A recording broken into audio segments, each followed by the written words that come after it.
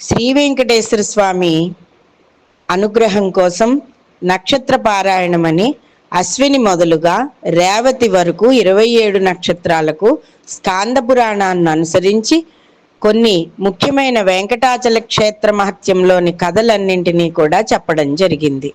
ఇవి ఇదివరకే నేను పుస్తకం రాసి ఈ పుస్తకంలో అన్నీ కూడా చాలా మందికి చెప్పడం వలన ప్రతినిత్యం వెంకటేశ్వర స్వామి దీపారాధన చేసుకుని స్వామిని పూజించి ఈ కథలు చదువుకోవడం వలన సదా అనుగ్రహం లభించింది.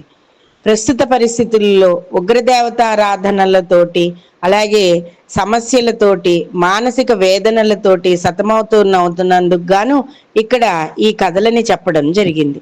ఇవందరూ కూడా స్కందాగ్రజ ఛానల్లో విని సదా శ్రీ వెంకటేశ్వర స్వామి అనుగ్రహానికి పాత్రలు కండి.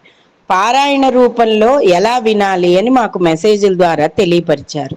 మీరు అశ్విని నక్షత్రం మొదలుగా మొదలు పెట్టుకొని మీ మొత్తం 27 రోజులు పూర్తయ్యే వరకు కూడా ప్రతినిత్యం స్వామికి షోడశోపచార పూజ చేసి ఒక పిండి దీపాన్ని వెలిగించుకుని స్వామికి పానకం, వడపప్పు, ఒక ఫలము ఏది వీలైతే మీకు అందుబాటులో ఉన్నది ఆ ఫలాన్ని నివేదన చేసుకుని స్వామికి నివేదించిన తర్వాత ప్రతినిత్యం కూడా ఈ కథను వినడం వలన మీకు సర్వదా అనుగ్రహం లభిస్తుంది.